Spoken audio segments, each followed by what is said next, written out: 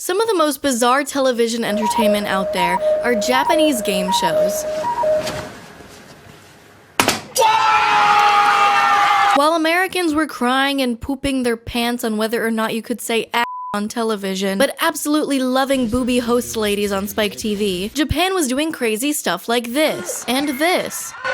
And while being pretty entertaining, their shows can also be downright cruel. Like that one time this show locked this guy in a room for like months at a time, and the only way he could get food or clothing was to win them through raffles, and he had to make a certain amount of money through raffles in order to escape the hell.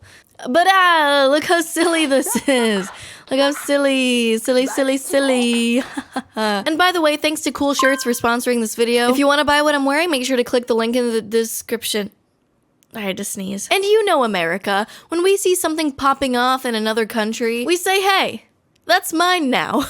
I want that. Just like anime, trading cards, video games, and waifus, we saw a grand opportunity to adapt a Japanese game show into our own MTV show. Silent Library.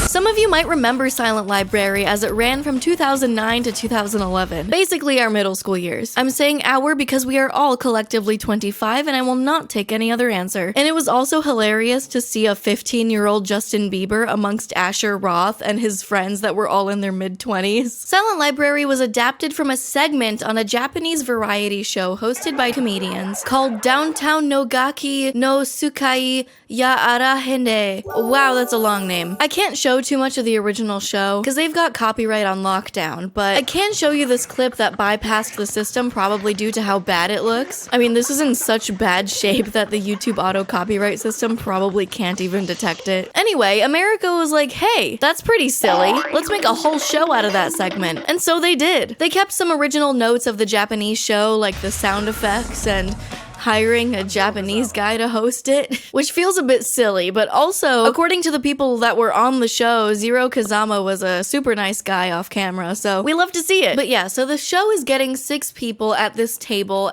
in a library, and they get handed 6 cards face down. One of the cards has a skull and crossbones on it, and when they flip the cards over, whoever gets the skull and crossbones card has to do the humiliating challenge for prize money, which is always something threateningly ambiguous, like pants sandwich or throat stick. And while the goofiness ensues, everyone has to stay silent.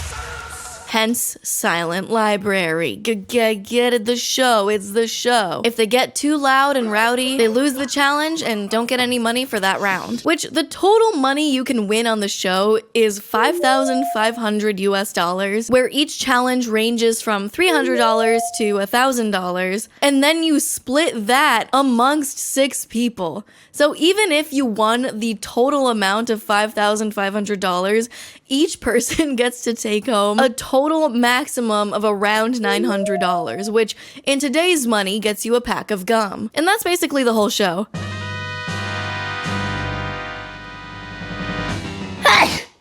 Got it. The first episode I watched was the one that featured WWE superstars, and by golly, this show is just a good time. And I think this show in particular stood out to me and made me want to talk about it because it's just pure fun. There's no drama, no conflict, no one gets hurt most of the time. And it's just a fun, positive experience for everyone, from the viewers to the contestants, and we just don't see a lot of shows like this anymore. This is one of the reasons I'm not a huge fan of a lot of reality TV. I don't blame anyone for enjoying it, but if I see one more douchebag named Derek just getting on the show for Instagram followers, and everyone thinks he's hot, but he just sucks, I'm gonna lose my mind. But those shows just also stress me out to see edited conflict over things that are usually so trivial. And while I like my fair share of gut-wrenching thrill and drama, I'd say 90% of the time, I'm wanting to watch something fun and easy. And Silent Library fills those gaps and checks all those boxes, and I think that deserves a little appreciation. So this is an appreciation commentary video, okay? We're changing the game for 2023. Appreciating Waffle House, appreciating Roller Coaster Tycoon, and now we're appreciating some old MTV shows. Some of you may be wondering how much of this show is real. And yeah, it is MTV after all. Music, television, video. Is that what? Oh, it's just music, television. Yep, cool. Cool shirts. I read an AMA on Reddit. For those that don't live on the internet, an AMA stands for Ask Me Anything, and Reddit is where you go for factual internet information, and to get shit on when you post literally anything there. So one of the contestants from season 1 of Silent Library did one of those, and recounted a variety of behind-the-scenes things, including how the host of the show, Zero Kazama, was kind of taking pictures the whole time behind the scenes, and emailing the photos to them afterwards, which I think is just so cute and wholesome. Like a proud father. Jesus fuck. Oh, hey. MTV host arrested after death threats. You see this? No, what? No!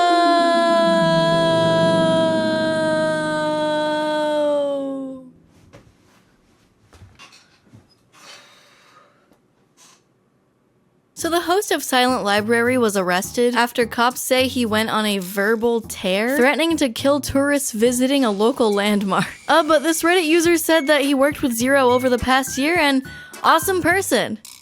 I guess a couple things to note with this is that there's not a ton of information on it, and this happened in 2016, which not an excuse, but you know, people change, it's been a long time. And after this breakdown, he crashed his car, and that's how the cops found him for driving under the influence, as well as reckless driving and assault is what they charged him for. So yeah, not great, but I hope he's doing better now. Another thing someone asked was how much of this show was real. This is always the big question. You know, was the amount of giggling fake? The reactions fake? As far as the Reddit contestant answered, the show producers did ask them to play it up a bit for the camera. So like reactions to finding out what the challenge was, or reactions to who got the skull and crossbones card, or their reaction after the challenge being told if they passed or failed. Those reactions were played up a bit for the camera, as many of you might have just guessed or suspected. As for the extras they cut away to sometimes during the challenges, they are paid actors. But the funny part about that is the AMA guy doesn't remember them doing anything but reading, even when the cameras weren't rolling. But this show was no joke.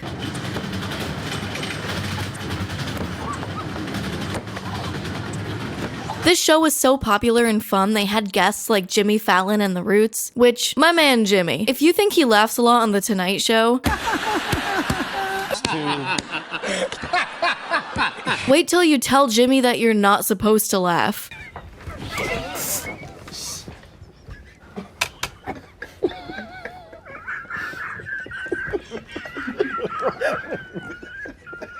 Honestly, I think this is living proof that Jimmy doesn't fake his laughter, or whatever conspiracy that people have. If this man can put up an act for this long, give him an Oscar. I think he's just a giggly guy.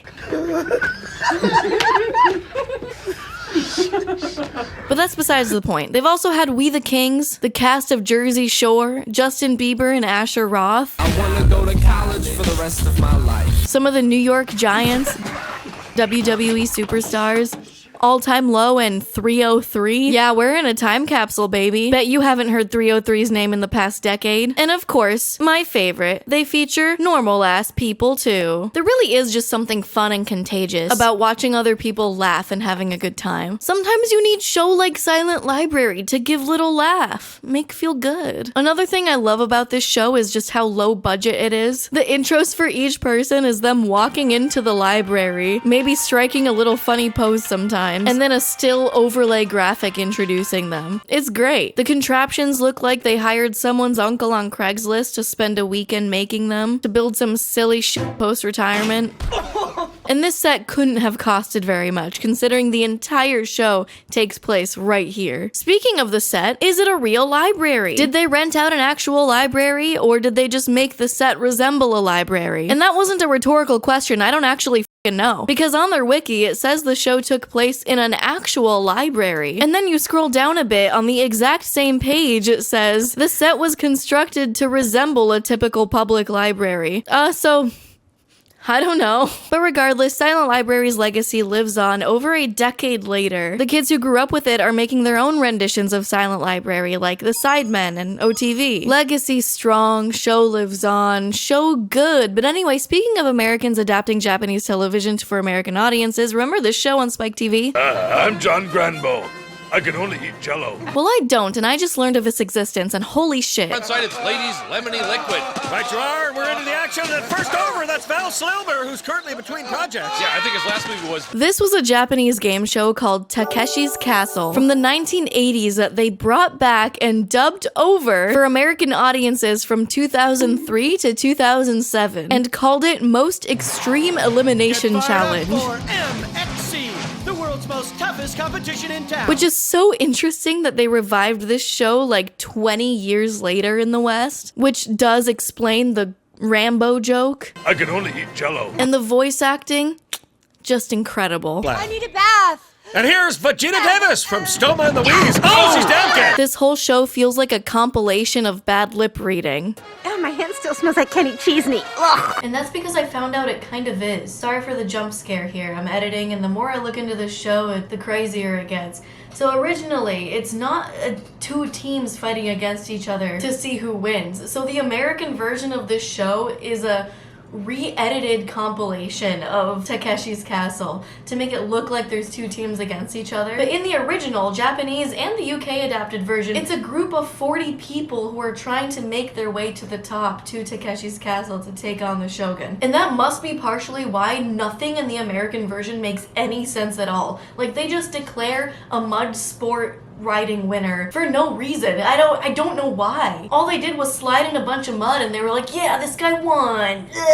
MXC. The macho stars of the Three Amigos. Chevy Short, Steve Chase, and just making it in under the wire, it's the star of Six Men, Huge Jackman. He played Wolverine. Indeed. It's Anyway, all that info has to be for a different video if we go into it, so back to me. I watched this entire section, and I don't know what I was watching. It feels like my brain entered a neutral state, like I was a toddler watching Coco Melon. No thoughts, just sound effects, cuts, mud, and awooga. If you think TikTok rotted our attention spans, good golly. It started decades before TikTok. This show is supposed to be a game show with two teams that are competing for something, but I can't tell what's going on half the time. So it's just people falling into mud and weird skits in between the challenges. This is a spaghetti western, and this is the gunfight at the all-gay corral. You're Wyatt Slurp, and you're gonna fight that wild big Hickok. all right.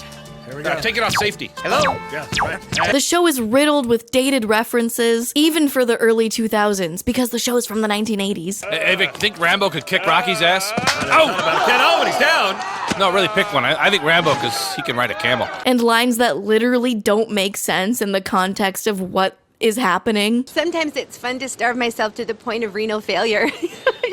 To take on a new role, yeah. The show moves so fast, it's so hard to pay attention to anything at all. And there's Jesse and Jackson from the Rainbow Cola Nation. And Jackson gets some back action, and she cries foul. But yeah, that show is insane. If you guys want me to cover more Japanese game shows, I would love to do a whole video on Most Extreme Elimination Challenge, so let me know. Thanks again to Cool Shirts for sponsoring this video. If you want to cover your body in cool shirts, cool shorts, cool pants, cool mouse pad, make sure to use the link in the description. Thank you guys for using the links to my sponsors. It helps me a lot and I love cool shirts. Anyway, that's all from me. Make sure to wipe after you poop, wear your seatbelt, and follow me on Instagram at itsgabibelle. Bye. If you made it to the end, thank you. Consider subscribing and you might like these videos to watch next. I don't know. Just say, yep. Thank you.